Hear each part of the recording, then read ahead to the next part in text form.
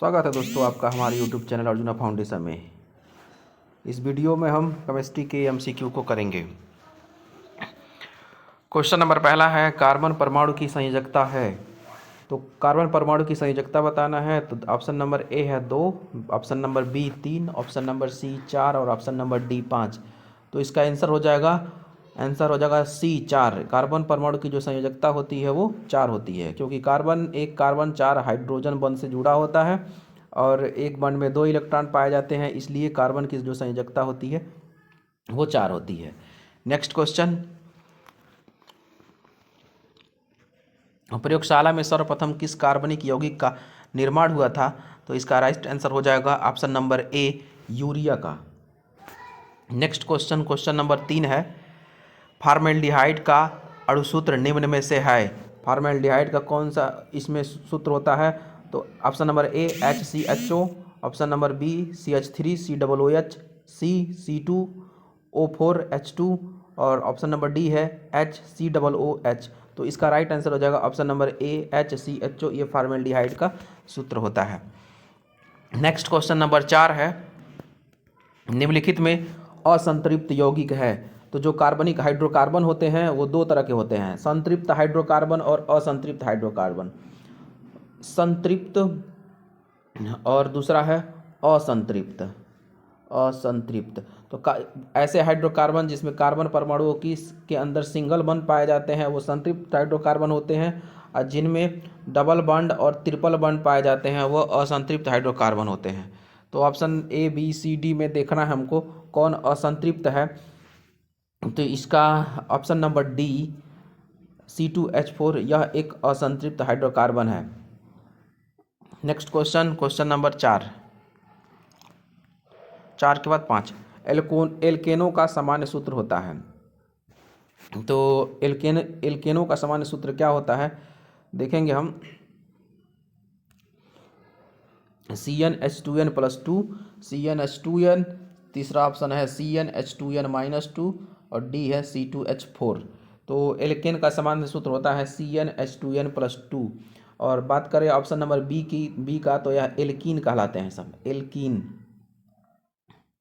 और ये option number सी है CnH2n-2, इसको बोलते हैं एल्काइन।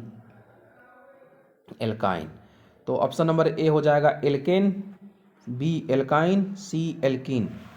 और यदि बात की जाए C2H4 की, तो यह एल्कीन समूह का सदस्य है। नेक्स्ट क्वेश्चन नंबर 6,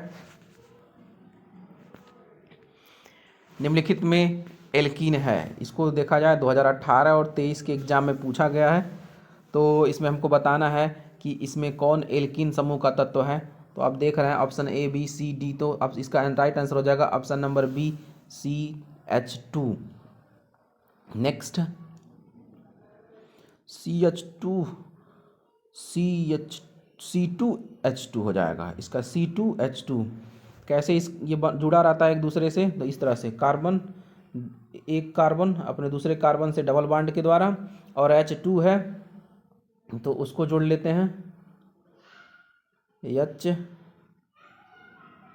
और यहाँ से H, इस प्रकार से जुड़े होते हैं। तो C2 और H2, तो एक कार्बन 4 बंध बनाता है, इसलिए हम देखेंगे कि यहाँ से जो ये दोनों बंध है, 2 बंध यहाँ पे हैं और 2 बंध यहाँ हैं। ये वाला कार्बन 4 बंध बना लिया, और ये वाला जो कार्बन है ये भी इधर ले लिया जाए 2 बंध, और इधर 2 बंध, ये 4 बंध बना लिया। इसको बोलते हैं एल्कीन समूह का तत्व। तो एल्कीन समूह का तत्व है C2H2। Next question number 7, ethanol की सोडियम से क्रिया कराने पर प्राप्त होती है। तो एथेनॉल को सोडियम के साथ क्रिया कराया जाता है तो क्या प्राप्त होता है? इसका राइट आंसर हो जाएगा option number B H2 hydrogen gas. Next question, निम्नलिखित में एल्काइन है। तो इसमें एल्काइन का सूत्र बताना है कौन एल्काइन है। C3Hg, तो ये हाइड्रोकार्बनिक तत्व नहीं है, हाइड्रोकार्बन इसमें नहीं है, तो इस जो ऑप्शन नंबर ए है ये गलत हो जाएगा। CH4 CH3 C3H4, तो इसमें हमको बताना है एल्काइन। एल्काइन जो होता है उसका सामान्य सूत्र होता है CnH2n-2, यानी जो कार्बन की संख्या होती है, नंबर ऑफ कार्बन हाइड्रोजन का दुगुना होता है। यानी नहीं, नंबर जो होता है कार्बन का, वो हाइड्रोजन कार्बन का 2 गुना होता है। तो हाइड्रोजन कार्बन का 2 गुना होता है, तो इसमें हम देखेंगे और इसको 2 माइनस कर दिया जाता है। तो 4 है, इसका 2 गुना हो जाएगा 10, और 10 में से 2 माइनस करेंगे तो हो जाएगा 8। तो ये भी आंसर नहीं होगा। अब सम नंबर सी को देखते हैं, C3H6।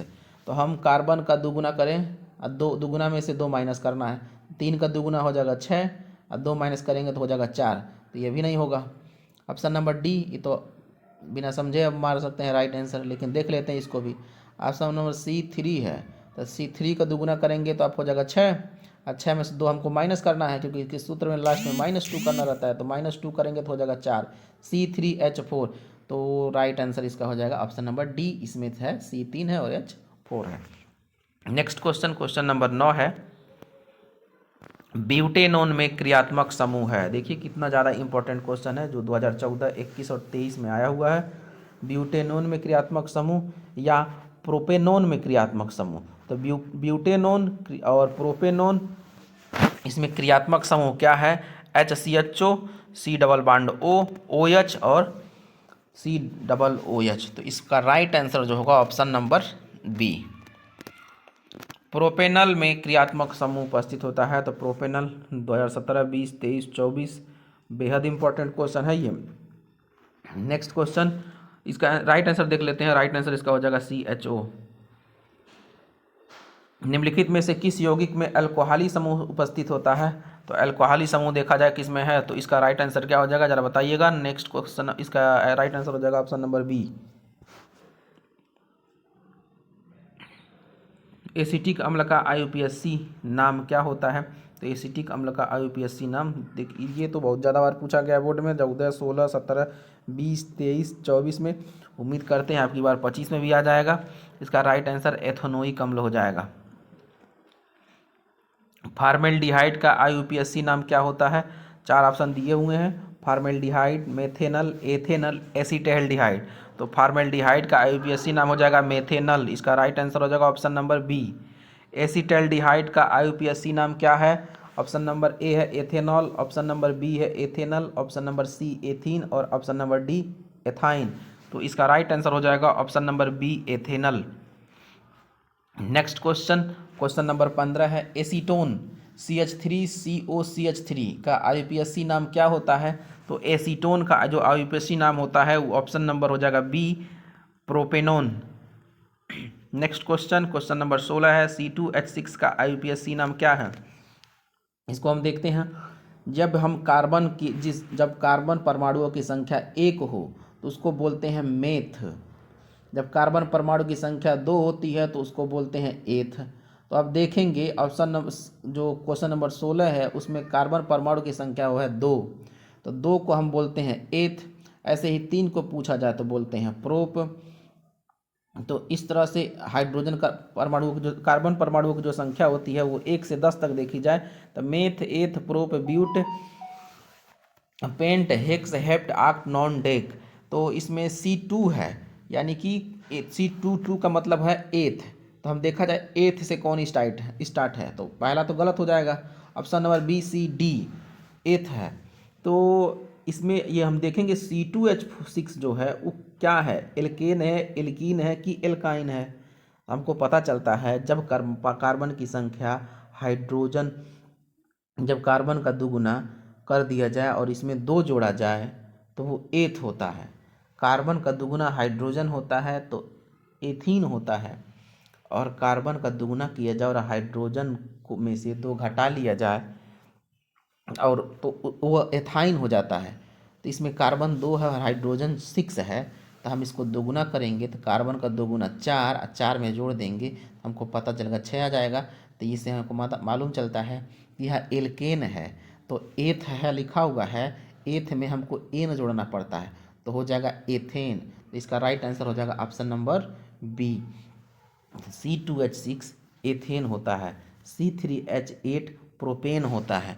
इस तरह से हम इसका नामकरण करते हैं। क्वेश्चन नंबर 17, एथिलीन क्षारीय पोटेशियम परमैंगनेट के साथ क्रिया करके क्या देता है? तो option number A acetylene, B ethane, C glycol और डी एथिल एल्कोहल। तो इसका राइट आंसर हो जाएगा option number C glycol. Next, aluminium carbide पर जल की क्रिया द्वारा इनमें से कौन सा हाइड्रोकार्बन उत्पन्न होता है? तो option number A ethane, B methane, C acetylene और ऑप्शन नंबर डी एथिलीन। तो इसका राइट आंसर हो जाएगा option number B methane. Next question, आप क्वेश्चन नंबर 19 को देखेंगे। ईंधन एवं औषधियों के रूप में प्रयोग होता है। तो ईंधन एवं औषधि के रूप में कौन प्रयोग होता है? एथेनॉल, एथेन, एथेनोइक अम्ल, प्रोपेन। तो इसका राइट आंसर हो जाएगा ऑप्शन नंबर ए ethanol. Next question, question number 20 है। एसिटिलीन अम्ल में कितने अम्लीय विस्थापन हाइड्रोजन परमाणु होते हैं? तो इसका राइट आंसर हो जाएगा ऑप्शन नंबर एक यानी एक।